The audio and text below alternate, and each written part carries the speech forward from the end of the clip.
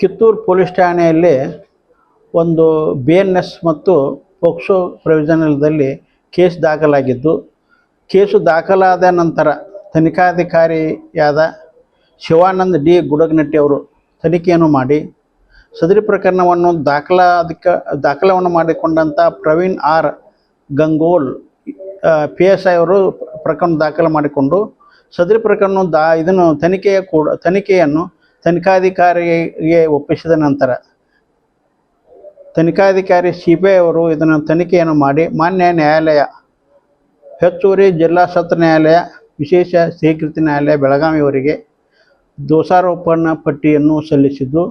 ಸದರಿ ಪ್ರಕರಣ ಅಪ್ರಾಪ್ತ ಬಾಲಿಕೆಯ ಮೇಲೆ ಅತ್ಯಾಚಾರ ಮಾಡಿ ಮತ್ತು ಮೊದಲು ಆಕೆನ ಅಪಹರಣ ಮಾಡಿಕೊಂಡು ಮತ್ತು ಪದೇ ಅತ್ಯಾಚಾರ ಮಾಡಿದ್ದರಿಂದ ಅವಳು ಗರ್ಭಿಣಿಯಾಗಿದ್ದು ಮತ್ತು ಗಂಡು ಮಗುವಿಗೆ ಜನ್ಮ ನೀಡಿದ್ದು, ಇದರ ಬಗ್ಗೆ ಎಲ್ಲ ವೈದ್ಯಕೀಯ ವರದಿ DNA ವರದಿ ಕೂಡ ಬಂದಿದ್ದು, ಅದು ಆರೋಪಿಯ ವಿರುದ್ಧವಾಗಿ ಮತ್ತು ಆರೋಪಿಯನ್ನು ಮಾಡಿದಂಥ ಅಪರಾಧವು ಸಾಬೀತು ಆಗಿದ್ದರಿಂದ ಪೋಕ್ಸೋ ನ್ಯಾಯಾಲಯದ ಶ್ರೀಮತಿ ನ್ಯಾಯಾಧೀಶರಾದಂಥ CM ಪುಷ್ಪಲತಾ ಅವರು ಪ್ರಕರಣವನ್ನು ವಿಚಾರಣೆ ಮಾಡಿ 8 ಸಾಕ್ಷಿಗಳ ಆಧಾರದ ಮೇಲೆ ಮತ್ತು 48 ದಾಖಲೆಗಳನ್ನು ಗುರುತಿಸಿ 4 ಮುದ್ದಿಮಾಲುಗಳನ್ನು ಕೂಡ ಗುರುತಿಸಿ ಸದರಿ ಪ್ರಕರಣವನ್ನು ವಿಚಾರಣೆ ಮಾಡಿ ಆರೋಪಿಯಾದಂಥ ಇಮ್ರಾನ್ ರಿಯಾಜ್ ಅಹ್ಮದ್ ಚೌಧರಿ ವಯಸ್ಸು 29, ಕಸಾಯಿಗಲ್ಲಿ, ಕಿತ್ತೂರು ಜಿಲ್ಲಾ ಬೆಳಗಾವಿ ಇವನ ಮೇಲೆ ಅಪರಾಧ ಸಾಬೀತು ಆಗಿದ್ದರಿಂದ ಪೋಕ್ಸೋ ನ್ಯಾಯಾಲಯ 30 ವರ್ಷಗಳ ಕಠಿಣ ಕಾರಾಗೃಹ ಶಿಕ್ಷೆ ಮತ್ತು ಒಟ್ಟು 1 ಲಕ್ಷ ರೂಪಾಯಿ ದಂಡವನ್ನು ವಿಧಿಸಿ, ದಂಡದ ಮೊತ್ತವನ್ನು ನ್ಯಾಯಾಲಯಕ್ಕೆ ಭರಣ ಮಾಡದೇ ಇದ್ದಾಗ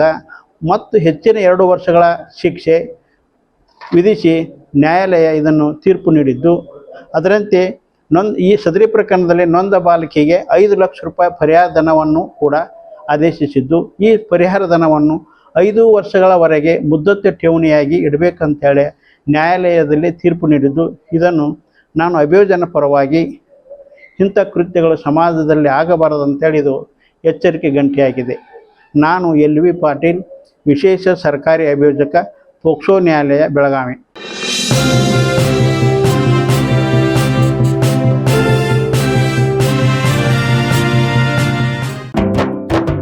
जले दीप अंगना में होगी रोशन दुनिया, पलकों तले छा जाए चांद तारों का साया, रंगोली में खिले रंग खुशियों की भी तरानी, तन मन झिलमिल जाए हर पल होंगी सुहानी, ये अटूट बंधन खिले हर आशियाना,